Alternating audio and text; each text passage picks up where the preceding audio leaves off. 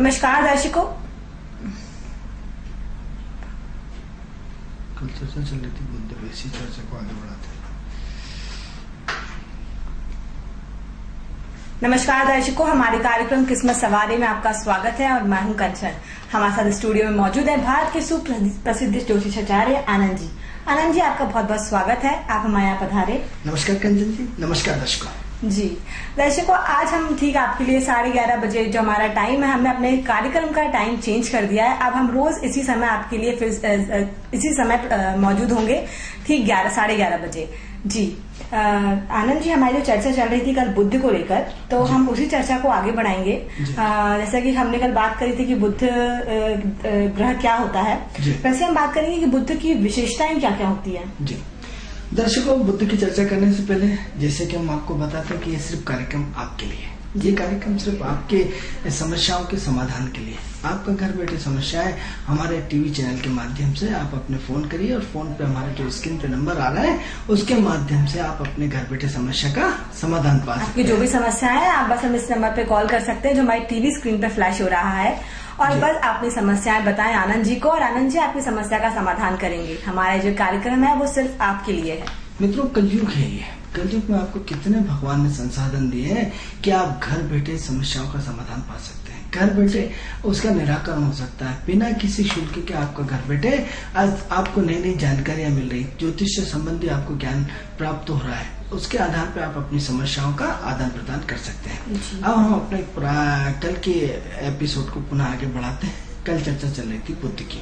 मित्रों, बुद्ध हमने बताया था कि बुद्ध बुद्धि का कारक है, और जैसे कि हम आपको पहले भी अपने एपिसोडों में अवगत कर चुके हैं हमारे पुराने एपिसोडों में कि पहले सरकार किससे चलती थी? मंगल से चलती थी। एक राजा दूसरे राजा पर अटैक कर देता था, अटैक कर देता था, तलवार से शासन होता था। जिसके पास ताकत ज्यादा होती थी उस कमजोर शासक को अटैक करके उस पर अपने गुलाम बना करके और उसको बंदी गृह में डाल देता था और शासन चलाता था। तो क्या होता था, लगाम में होती थी, जो भी टैक्स लिया जाता था उसमें आपकी जागीरदार प्रथा होती थी और आपके पूरा पावर से चलती थी। अब चूंकि जागीरदारी प्रथा खत्म हो गई, मंगल का प्रभाव खत्म हो गया। पहले सरकार कौन चलाता? सेनापति चलाता था। जो सेनापति के पास क्या होता था? पावर होता था। राजा किसके अधीनस्थ रहता था? सेनापति के अधीनस्थ रहता था। लेकिन आज समय पूरा परिवर्तन हो चुका है। आज जागीरदारी प्रथा खत्म हो गई है। राजा वाला सिस्टम आज आप देखेंगे पूरे विश्व में बहुत कम जगह ऐसे स्थान है जिसमें राजा प्रथा है, नहीं तो 80% लोकतंत्र के चुनाव के माध्यम से सरकारें चल रही है। यानी क्या हुआ कि आज जो भी सत्ता चल रही है किसके कारण चल रही? बुद्ध के कारण। अब बुद्ध हम आपको बता चुके कि बुद्ध कलम का कारक है, बुद्ध कागज का कारक है, बुद्ध दिमाग का कारक है। यानी क्या हुआ, आपके दिमाग के द्वारा, बुद्धि के द्वारा, कलम के द्वारा आप किसी की भी पुरस्कृत कर सकते हो और किसी को भी निपटा सकते हो। बुद्ध आप जैसे पत्रकारिता, अब पत्रकारिता क्या है? कलम है। पत्रकारिता क्या है? दिमाग है। परतत क्या? आलोचना है। पत्रकारिता क्या है? आपकी प्रतिभा को उभारना है, यानी आपके अंदर तारीफ, यानी साहब ये बहुत अच्छे आदमी, इन्होंने बहुत अच्छा करा है, उनके ये अच्छे इनके कार्यकाल में, किंतु करके आपके फिर प्याज के छिलके निकालना शुरू कर दिए। यानी क्या हुआ, पहले आपको कलम से चढ़ा दिया कि ये बहुत बड़े महान व्यक्ति है, इन्होंने ऐसा ऐसा काम किया, इन्होंने नहरें बनाई, इन्होंने ये करा, इन्होंने ये करा, और एक दौर के बाद जैसे ही आपने प्रस्तावना बनाने के बाद और किंतु हमारे देश में अभी तक ऐसे बहुत सारे गाँव है जहाँ बिजली गई नहीं है। आपने ऐसा जूता मारा कि सारी जो उन्होंने 50 साल में घर घर में बिजली पहुंचाई उसका आपने कंचन जी पूरा हालत खराब कर दी। यानी क्या है, जितना चढ़ाना उतना गिराना भी। तो क्या होता है कि ऐसी कंडीशन बुद्ध की है। तो बुद्ध क्या है? आलोचनात्मक ग्रह है। अब बुद्ध क्या है? कलाकार है। कलाकार मतलब फिल्म इंडस्ट्री में जितना भी होता है तो क्या करता है वो, उसमें आत्म व्यंग्यात्मक कलाकार, हास्य कलाकार। हास्य कलाकार कौन होता है? बुद्ध होता है। तो अब क्या होता है कि बात होता है कि शेयर बाजार में पूरा लिखा पढ़ी बुद्ध करता है, आपका बैंकिंग बुद्ध करता है, जैसे कि हम आपको कल सारी की सारी चीजें आपको बता चुके हैं। अब प्रश्न उठता है कि हम बुद्ध को किस नजरिए से देखते हैं और बुद्ध को हमारे जीवन पर कैसे प्रभाव पड़ेगा। बुद्ध नपुंसक ग्रह है। बुद्ध जो हिजड़े रहते हैं, आजकल तो सरकार ने हिजड़ों को भी स्थान दे दिया और तीसरी जाति के रूप में उनको स्वीकृति और मान्यता मिल गई। तो बुद्ध क्या है? हैं हिजड़े हैं। अब क्या होता है मित्रों कि बुध इतना पवित्र ग्रह है कि बिना बुद्धि के कोई काम नहीं हो सकता। आप जीवन में अच्छा काम करना चाहते हैं तो आपको बुद्धि की जरूरत है, और यदि आप जीवन में बुरा काम करना चाहते हैं तो भी बुद्धि की जरूरत है। बिना बुद्धि के आप कुछ भी नहीं कर सकते हैं। जो भी चाहिए आपको बुद्धि चाहिए। अब बुद्धि का अच्छा होना या बुरा होना ये देश का वातावरण परिस्थिति के ऊपर डिपेंड करता है, या आपके प्रारब्ध संचित कर्म पर डिपेंड करता है। अब मित्रों बात करते हैं बुद्ध के आगे चर्चा की। तो अब बुद्ध हमें कहाँ पॉजिटिव दे सकता है, और बुद्ध तो मित्रों क्या होता है सकारात्मक सोच। जैसे कि क्या होता है बुद्ध में सबसे बड़ी जो अच्छी चीज होती है आकर्षण होता है। क्या होता है किसी भी पुरुष में किसी भी स्त्री में भले वो सुंदर ना हो, लेकिन उसको इतना अपनी ओर खींच लेता है। कई बार आप रोड पे जा रहे हो, कोई स्त्री या कोई लड़की आपको इतनी सुंदर लगी, आप उसका पीछा करना शुरू कर देते। पीछा करते करते 2 किलोमीटर उस लड़की को नहीं मालूम कि कोई आपका पीछा कर रहा है, उस महिला को नहीं मालूम कोई आपका पीछा कर रहा है, लेकिन आप पीछे करते करते करते उसकी सुंदरता को देखते जाते हैं और एक दौर के बाद फिर ब्रेक द पवेलियन आ जाते हैं। यानी उसकी सुंदरता से इतने प्रभावित हो जाते हैं। देखेंगे तो इतनी सुंदर नहीं होती, लेकिन उसमें आकर्षण होता है, अट्रैक्शन होता है। ये अट्रैक्शन कौन देता है? ये अट्रैक्शन आपका बुध ग्रह देता है। तो बड़ा आकर्षण ग्रह है। आपने बोला सा प्रमाण क्या है, तो प्रमाण हमने कल भी दिया था कि यदि इसकी राशि का चिन्ह देखेंगे, मिथुन राशि का स्वामी बुध, कन्या राशि का स्वामी बुध, तो हमने क्या बोला एक लड़का और एक लड़की, यानी आकर्षण, इतना आकर्षण की जिसकी भी कोई कल्पना नहीं। दूसरा चिन्ह क्या दिया? सिर्फ एक लड़की, यानी सौम्यता, यानी एक सुंदर लड़की आपके सामने जो कन्या राशि का चिन्ह है वो सुंदर लड़की है। अब प्रश्न ये होता है कि ये सौम्य ग्रह है, ये प्यार वाला ग्रह है, ये स्नेह वाला ग्रह है, ये बहुत दिमाग वाला ग्रह है, ये बहुत हास्य ग्रह है, ये बहुत दिमाग वाला ग्रह है। कब आपकी बेइज्जती करा देगा, कब आपकी सम्मान करा देगा, इसको कोई भरोसा नहीं। अब सम्मान कैसा करेगा? आपने बात ही बात में ऐसी बात के डाली, बात ही बात में ऐसी बात के डाली जो आपको बिल्कुल लग जाएगी। क्या लग जाएगी? और नहीं साहब पहले तो मैं काम करता हूँ बाद में बोलता हूँ। और कुछ लोग क्या होता है पहले ढिंडोरा पीटते हैं और बाद में काम करते हैं। अब क्या एक बात ही बात में आपकी बात किसी को चुप गई और चुप करके उसके जीवन में अरे साहब क्या विद्वान है, क्या विद्वान है, आपकी उसकी तारीफ शुरू कर देते हैं। तो काय से? शब्दों से। बुद्ध शब्दों से खेलता है, बुद्ध वाणी से खेलता है। क्या करता है? उसकी वाणी, उसका अभिनय, उसकी कला आपको प्रभावित कर देती। किसके कारण? बुद्ध के कारण। यानी कलात्मक ग्रह है। अब किसके साथ जोड़ोगे? शुक्र के साथ। अब आपके नॉलेज में क्या है कि सबसे ज्यादा शुक्र समाया हुआ है। बिना शुक्र और बुद्ध के कॉम्बिनेशन में कलात्मकता नहीं आती है। सुंदरता के लिए भी आपको दिमाग तो दौड़ाना पड़ेगा ना, कि इस घर का इंटीरियर कराना है, उसको बहुत सुंदर बनाना है। क्या लगाओगे? दिमाग लगाओगे। ये पूरा एक साइंटिफिक रीजन है, पूरा एक साइंटिफिक पूरी कहानी है। मित्रों हमने ज्योतिष को पूरा साइंस से जोड़ने का प्रयास किया है। विगत 15 साल से हम भारत के ऐसे ज्योतिष के कार्य के लिए रात और दिन लगे रहते हैं, जिसमें हमने पूरी ज्योतिष को एक वैज्ञानिक आधार देने की कोशिश करी। हमने हर चीज को तर्क की कसौटी पर कस करके वैज्ञानिक के आधार आपको ज्योतिषीय आधार आपको ज्योतिषीय गणना को सिर्फ वैज्ञानिक आधार पर प्रकट करने की कोशिश करें। तो आपके सामने क्या है? सबसे पहले स्पष्ट हमने क्या बताया कि आपने तो साहब शुक्र शुक्र शुक्र, अरे शुक्र में भी आपने सुंदरता लाएगा। सुंदरता कैसे आएगी? दिमाग से आएगी ना। आपका दिमाग चलाएगा मुझे सफेद मतलब कॉलेज पैंट और सफेद शर्ट खरीदना है, और उसमें आपको जज गए तो क्या करा आपने? दिमाग लगाया। या आपने साहब ये कपड़ा खरीदना है, ये मुझ पर बहुत जचेगा पजामा कुर्ता, तो आपने वो खरीद लाया। क्या करा? दिमाग लगाया। तो बिना दिमाग के कोई भी काम नहीं होता। क्या हुआ साहब? खेती कर रहे हैं, खेती में क्या कर रहे हैं? उसको आधुनिकीकरण करके आपने नहर को अपने खेत की गली गली मोहल्ले और लास्ट कोने तक पहुंचा गए। किसके थ्रू? दिमाग के थ्रू। यदि आपके पास दिमाग नहीं है तो आप जीवन में कुछ भी नहीं कर सकते। आपके 8 ग्रह कर क्या लेंगे? मित्रों सारे का सारा एक दूसरे की कड़ी है। क्या है? कड़ी है। यानी क्या हुआ? सब हाथ से जब इससे जुड़ा हुआ है, इससे ये जुड़ा हुआ है, इससे ये जुड़ा है, इससे ये जुड़ा है। यानी मस्तिष्क का पूरा आधार एक दूसरे से जुड़ा हुआ है। जिस तरह इस पूरे का पूरी बॉडी का स्ट्रक्चर एक दूसरे से जुड़ा हुआ और एक दूसरे के बिना अधूरा है, तो उसी तरह 9 के 9 ग्रह एक दूसरे के बिना अधूरे है। एक से एक की पूरी इस तरह से क्वांटिटी बनी हुई है कि यदि एक भी रुक जाए एक दिन के लिए काम करना बंद हो जाए, एक घंटे के लिए छुट्टी पे चला जाए मित्रों, तो जीवन की तो वो हालत खराब हो जाएगी कि आप कल्पना नहीं कर सकते। ब्रह्मांड की पूरी हालत खराब हो जाएगी। आप तो सप्ताह में एक दिन छुट्टी मनाते हैं, इसके अलावा संडे के अलावा दीपावली की छुट्टी मनाते हैं, होली की दीपावली छुट्टी मनाते हैं, न जाने हिंदू धर्म के कितने त्योहार आते हैं। आप ईसा मसीह की छुट्टी मनाते हैं, आप ईद की छुट्टी मनाते हैं। यदि ये ग्रह भी आपकी तरह छुट्टी मनाने जिस दिन लग गए, उस दिन ब्रह्मांड के हाल क्या होगा आप कल्पना कर सकते हैं कि इन ग्रहों ने एक दिन भी छुट्टी नहीं बनाई और आपको क्या है 24 घंटे छुट्टी की जरूरत पड़ती है कि साहब आज तो मुझे फलानी छुट्टी चाहिए, आज तो मुझे यहाँ घूमने जाना है, तो यहाँ घूमने जाना है। यदि भगवान भी और ये 9 ग्रह भी अपनी पत्नी और परिवार के साथ यदि घूमने चले जाए तो इस ब्रह्मांड का हाल क्या होगा आप कल्पना कर सकते हैं मित्रों। ये लोग वो ब्रह्मांड के जिम्मेदार ग्रह हैं जिस दिन इनको 24 घंटे अपनी ड्यूटी पे अपने फर्ज के प्रति ईमानदार रहते हैं और अपने फर्ज को जीवन भर निभाते हैं। मित्रों, क्या हमने इनसे सीखने की कोशिश करी?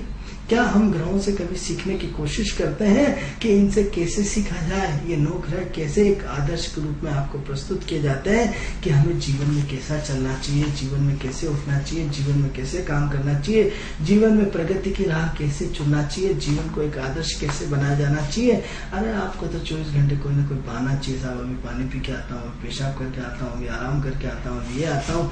यदि इन लोगों ने भी यदि आपकी तरह छुट्टी मांगी होती तो आज ब्रह्मांड की स्थिति आज इनकी चर्चा करने लायक नहीं बनते। आपको महान बनना पड़ेगा, आपको अपनी सोच को बदलना पड़ेगा, आपको अपनी कार्यशैली को बदलना पड़ेगा, आपके अपने कार्य करने के तरीके को बदलना पड़ेगा, आपकी अपनी सोच को डेवलप करना पड़ेगा। ऐसी सोच को डेवलप करना पड़ेगा जिसमें त्याग, जिसमें ईश्वर के हित में काम हो। अब क्या करेंगे आप? तो सबसे पहले अपने बुद्ध को लीजिए और बुद्ध का IQ अपना टेस्ट करा लीजिए। आजकल तो इतनी हाई लेवल की मशीनें आ गई कि आपके दिमाग का IQ कितना है ये आपको तुरंत मालूम पड़ता है। नहीं है तो आज पूरी सामाजिक संस्थाओं में और गवर्नमेंट के उसमें पूरा शरीर की पूरी जांच होती है। जांच के आधार पे आपके IQ का लेवल बता दिया जाता है कि इसका IQ इतना 16% काम कर रहा है या 10% काम कर रहा है, ये करना। यानी कितने इस कलयुग में आपको इतनी हाई टेक्नोलॉजी मिल रही है कि आपके अपने दिमाग का विस्तार कितना है और उसको किसी जिन्स के द्वारा कैसे बढ़ा सकते हैं और कैसे आपको पूरा का पूरा उसमें आपको आगे बढ़ा सकते हैं। तो क्या होता है, एक एंजाइम से है। अब एंजाइम क्या है? भूख लगने का एंजाइम, घूमने का एंजाइम, पिक्चर देखने का एंजाइम। क्या होता है आपको पढ़ने का एंजाइम। यानी आपकी जो एटीट्यूड है, जो आपका यानी कितना बड़ा साइंस है, यानी कितना बड़ा ग्रह है। अब क्या होता है वो आपको पता लगाता है कि आपको खाने पीने का बहुत शौक है, आपके एंजाइम्स। तो जिस चीज का बॉडी में बढ़ने का एंजाइम्स, बॉडी को घटाने का एंजाइम्स, आपके दिमाग के डेवलप का एंजाइम्स, यानी आपको क्या होता है वो एंजाइम्स दिए जाते हैं जिसके कारण आपको क्या होता है, आप भूख नहीं लग रही, आपको भूख वाले एंजाइम बढ़ा देंगे, आपको भयंकर भूख लगेगी। जब तक आप दवा पियेंगे तब तक आपको भयंकर भूख लगेगी। यानी क्या है, कितना डेवलपमेंट किसके कारण? दिमाग के कारण। दिमाग किसने लगाया? बुद्ध ने लगाया। बुद्ध बुद्धि का कारक है। तो क्या करा आपने? अपनी बुद्धि लगा करके ऐसे एंजाइम्स का डेवलपमेंट कर डाला जिसके आपसे न जाने क्या नए नए आविष्कार हो चुके हैं। उस आविष्कारों को आप प्रैक्टिकल अपने जीवन में अपनाने लगे। अब सवाल ये हो रहा है कि इस बुद्ध को हम कैसे अपने जीवन में प्रभावशाली बनाएं, इस बुद्ध को हम कैसे अपने जीवन में। तो सबसे पहले तो अपने IQ का टेस्ट कराएं कि हम समय के साथ चल रहे हैं, समय के पीछे चल रहे हैं या समय के आगे चल रहे हैं। अब आजकल की जो नई जनरेशन है वो इतनी एडवांस होती है कि वो बचपन से रिमोट हाथ में बच्चा लेना शुरू कर देता है। उसका दिमाग इतना तेज होता है, इतना तेज होता है कि हम उससे हमने कल्पना भी नहीं कर सकते ये बच्चा हमसे 100 गुना भी से आगे है। यानी उसका एडवांस कंप्यूटर में दिमाग, इसमें दिमाग, इसमें दिमाग, उसमें दिमाग इतना हाईटेक होता है कि हम उसकी सोच भी नहीं सकते। तो क्या होता है कि आप उससे 100 साल तो ऐसे पीछे हो गए। तो सवाल ये हो रहा है अगली जनरेशन इससे भी बहुत आगे आएगी।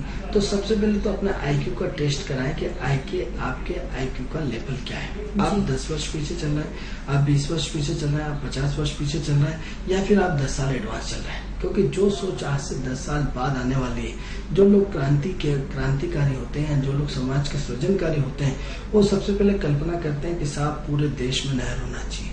अब उन्होंने सपना देखा कि साहब नहर होना चाहिए, तो उनके नहर आपके लोकसभा में चली जाती है नहर और प्रस्ताव पारित हो जाता है और नहर निकल जाती है। यानी जो उन्होंने सपना देखा कि आज साहब पूरे हर प्रदेश में, हर जिले में एक एरोड्रम होना चाहिए, एक सपना देखा, एक प्लान बनाया, एक दिमाग लगाया मालूम पड़ा कि आने वाले समय में पूरे प्रदेशों में, हर जिले में पूरा का पूरा एक एरोड्रम होता है और एरोप्लेन स्थापित हो जाएगा। उन्होंने साहब हमारे गांव में तो ट्रेन नहीं है, क्या लगाया, दिमाग लगाया, तो साहब आपके घर से ट्रेन निकलना शुरू हो जाती है।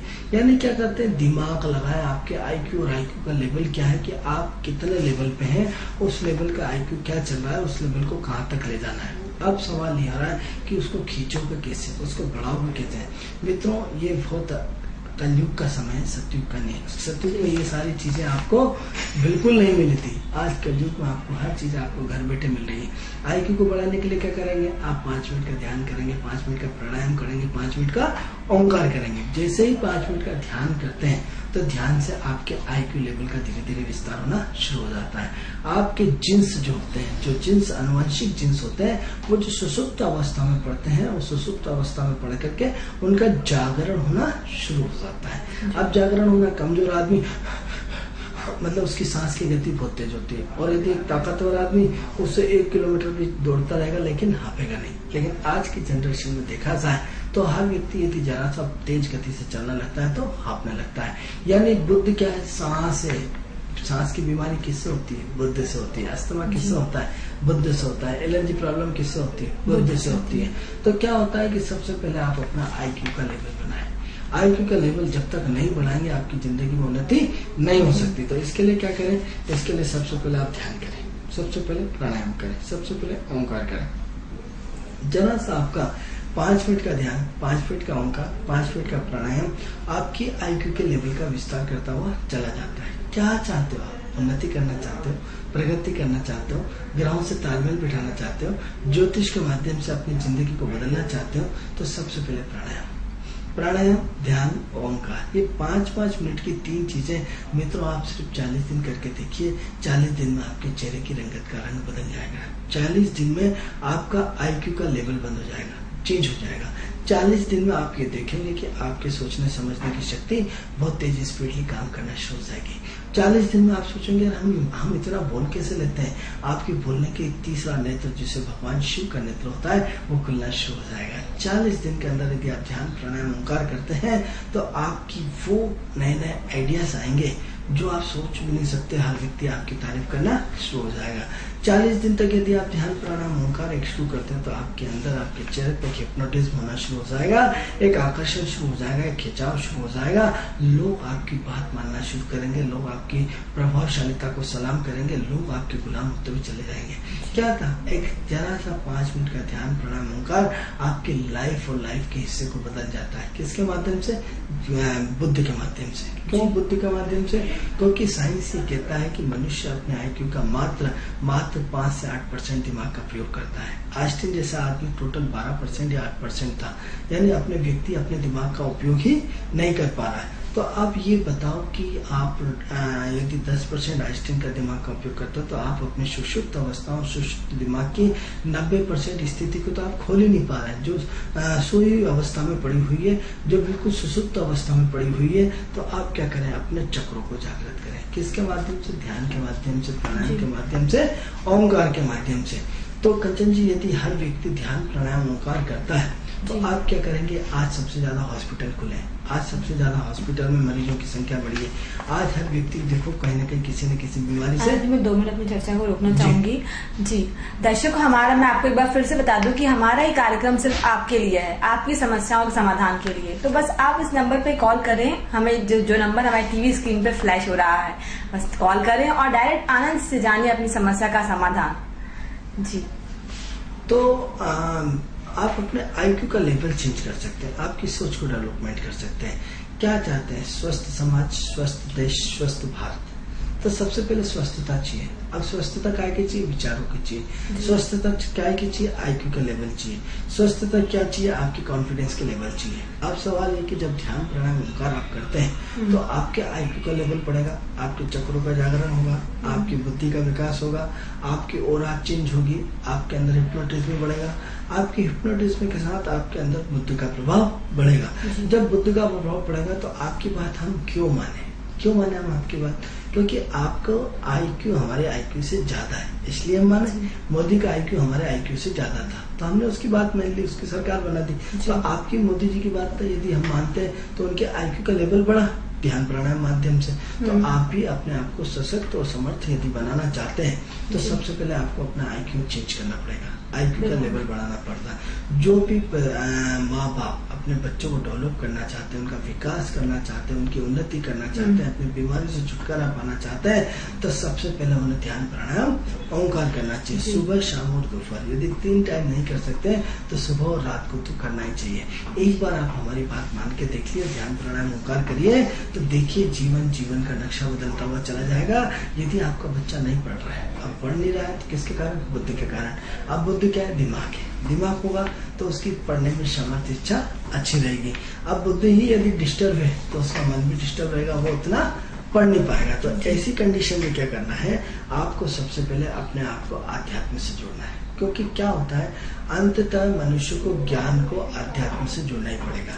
यदि ज्ञान, जब तक ज्ञान रहेगा तो व्यक्ति ज्ञानी नहीं हो सकता, उसको उतनी मात्रा में सफलता नहीं मिलेगा। और ज्ञान को यदि अध्यात्म से जोड़ा जाएगा, उस पावर से जोड़ा जाएगा, उस शक्ति से जोड़ा जाएगा, उस ईश्वरी कृपा से जोड़ा जाएगा, वो ईश्वरी आराध्या से जोड़ा जाएगा, उस साधना से जोड़ा जाएगा, उस शिवलोक से जोड़ा जाएगा, उस भगवान के शिव के तीसरे नेत्र से जोड़ा जाएगा, तो वो IQ का लेवल न जाने क्या से क्या हो जाएगा। क्योंकि इस ब्रह्मांड में कोई ऐसी शक्ति है जो हमें चलाती है, और ऐसा चलाती है कि कहीं न कहीं हमें सिर्फ उसको महसूस कर सकते हैं। किसके माध्यम से?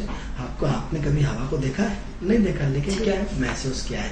आपने कभी आग को पकड़ा है? नहीं, सिर्फ देख सकते हैं, महसूस कर सकते हैं। आप पानी को पकड़ सकते हैं? नहीं, सिर्फ क्या है, हाथ डाल के उसमें छल करके आप उसमें महसूस कर सकते हैं। तो क्या है कि आपने आकाश को देखा है? पकड़ा है? नहीं पकड़ा है, महसूस कर सकते हैं। तो ईश्वर को भी हम क्या कर सकते हैं? महसूस कर सकते हैं। तो ईश्वर का आराध्य किसके माध्यम से? बुद्धि के माध्यम से।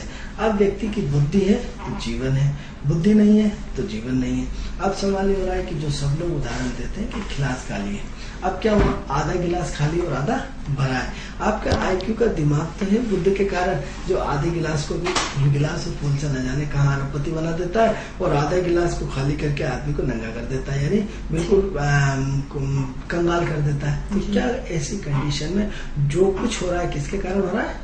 बुद्ध के कारण। हम इस बुद्ध को हम अपने जीवन में ध्यान प्राणायाम ओंकार के माध्यम से उसको ठीक कर सकते हैं। अब प्रश्न उठता है कि बुद्ध का 12 राशियों पे क्या प्रभाव पड़ता है? मैं आपसे यही क्वेश्चन करने वाली थी कि बुद्ध का 12 राशियों पे क्या प्रभाव पड़ता है। तो ये तो हमने आपको एक भूमिका बताई कि बिना बुद्धि से कुछ भी काम नहीं होता है। हर काम के लिए आपको बुद्धि चाहिए, टेक्निकल बुद्धि चाहिए। अब बुद्धि कई तरह की होती है। बुद्धि अलग अलग विभागों की अलग अलग होती है। सामाजिक बुद्धि, धार्मिक बुद्धि, आर्थिक बुद्धि, क्रांतिकारी बुद्धि, अलग अलग जितने तरह के काम है उतनी तरह की बुद्धि।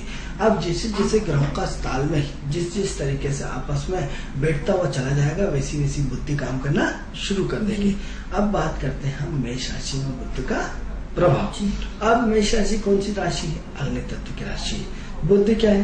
दिमाग है। अब दिमाग और बुद्धि एक साथ यदि जो चीज जोड़ दी जाए, यानी क्या हुआ? बुद्धि को कहा से इतनी तीक्ष्ण बुद्धि वाला बंदा हो गया मेष राशि में। ऐसे जो बुद्ध यदि एक साथ बैठ जाए तो क्या होता है? ऐसा व्यक्ति बहुत शार्प माइंड हो जाता है। इतना शार्प माइंड होता है जिसकी की कल्पना भी नहीं कर सकते। अब इस शार्प बुद्धि को कहा ले जाओ, यानी क्विक, छोटा बच्चा है लेकिन पूरे खानदान में कोई इतना नहीं, उसकी बुद्धि इतनी कुशाग्र हो जाती है, उसका पढ़ने का लेवल ही हो जाता है कि आप देखेंगे कि 100 में से आजकल के बच्चों को 100 में से 100 नंबर आ रहा है। मतलब 100 में से 99, 100 में से 98, 100 में से 95, लेकिन 94 वाला कोई नहीं मिलेगा। यानी इतने इस लेवल के IQ लेवल के बंदे आज आपको मिल रहे हैं। किसके कारण? बुद्ध के कारण। क्योंकि सरकार किससे चल रही? बुद्ध से चल रही। अब क्या हुआ? तो ऐसा व्यक्ति बड़ा स्वाभिमानी होगा, जिद्दी होगा, अब दिमाग तेज होगा। अब आपके पास किसी न किसी चीज का घमंड है, तो यहाँ काय का घमंड है? बुद्धि का घमंड है। क्योंकि आपकी बुद्धि किसके कारण है? बुद्धि के कारण और मंगल के कॉम्बिनेशन के कारण आग और बुद्धि, यानी आपके शब्दों में इतनी मार है, आपके शब्दों में इतना शार्प माइंड है कि जिसकी की कल्पना भी नहीं कर सकते। यानी ऐसी कंडीशन में बुद्ध का प्रभाव अपने आप में बहुत दमदार हो जाता है, इतना तीक्ष्ण हो जाता है कि बहुत तीक्ष्ण बुद्धि की तरह काम करने लगता है। तो ऐसे लोग क्या होता है? अपनी बुद्धि को दिन भर जो दौड़ाते रहेंगे, किस में दौड़ाते रहेंगे? मैनेजमेंट में दौड़ाते रहेंगे। अब मैनेजमेंट किसका करेंगे? एनर्जी का मैनेजमेंट। बैठे बैठे फोन से, क्योंकि फोन से आप दुनिया भर को अपने मुट्ठी में किसके द्वारा? दिमाग के द्वारा कंट्रोल कर लोगे, क्योंकि ये दिमाग आपका इतनी तेज IQ से चलता है, क्योंकि इसकी गति इतनी ज्यादा तेज होती है कि आप सोच भी नहीं सकते। तो ऐसी कंडीशन में मेष राशि का बुध के साथ तालमेल अपने आप में इतना बड़ा तालमेल होता है कि उसकी IQ लेवल बहुत ज्यादा होती है। और इस IQ लेवल का जो बच्चों पे आज हम प्रभाव देख रहे हैं, वो सबसे बड़ा मंगल का बुध के कॉम्बिनेशन बैठना। तो अब ऐसे में जैसे MBA होता है, अब MBA क्या होता है? मैनेजमेंट होता है। किसके कारण? मंगल की राशि और बुध के मैनेजमेंट के कारण। दूसरा किसके कारण होता है? आपका बैंक में जोड़ घटाव, और उसमें होता है बुध क्या है? पैसा है। मंगल क्या? पावर है। तो अब क्या होता है? पावर के साथ पैसे का उपयोग व्यवस्थित और सिस्टमेटिक करना, जिसके कारण क्या होता है? मंगल और बुध के कारण। तो ऐसे में क्या होता है कि आप CA करते हैं। CA किसका होता है? अकाउंट्स का काम होता है। तो बुध क्या है? अकाउंटेंट है। तो अकाउंटेंट का काम कौन करता है? बुध करता है। तो किसके साथ? एनर्जी के साथ। आपको अपने आप को स्टेटस को मेंटेन करना करता है, अपने आप को गर्मी दिखाना पड़ती है, आपको टटोलना पड़ता है, क्योंकि मंगल CID है। तो CID की तरह आप उसके खातों को टटोलोगे। किसका? बुध कागज है। तो क्या करा आपने? किसी के ऑडिट करने गए, और ऑडिट करने के बाद आपने क्या करा? हर कागज को टटोला अपनी एनर्जी के साथ। तो जब यदि कोई चीज आप टटोलोगे तो निश्चित रूप से उसमें कुछ ना कुछ तो कमियां रहेंगी। तो किसके कारण जो होगा? वो बुध के कारण। तो बुध और मंगल का कॉम्बिनेशन अपने आप में जो है व्यक्ति को MBA बनाता है, व्यक्ति को लेखा जोखा कराता है, व्यक्ति को CA कराता है। तो ये कंडीशन हमारी मेष राशि में मंगल के साथ हो गई। अब बात करते हैं इसमें कि इसके नेगेटिव और पॉजिटिव प्रभाव क्या होता है। तो मेष और मंगल के इसमें जो होता है कि इसका आपस में तालमेल क्या है। अब यदि इसमें 3 नक्षत्र होता है, आपको जैसे हमने बताया कि हर राशि में 2.25 नक्षत्र की होती है, केतु का, शुक्र का और सूर्य का।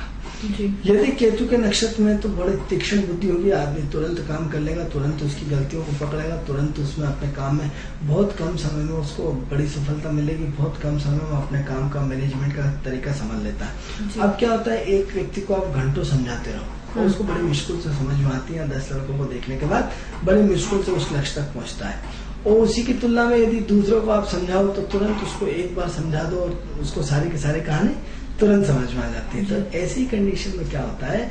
बुध और मंगल के कॉम्बिनेशन में जब केतु का नक्षत्र आता है तो व्यक्ति को इतना तीक्ष्ण बना देता है, व्यक्ति को इतना तेज बना देता है कि वो तुरंत उसका कंप्यूटर की तरह काम करना शुरू कर देता है।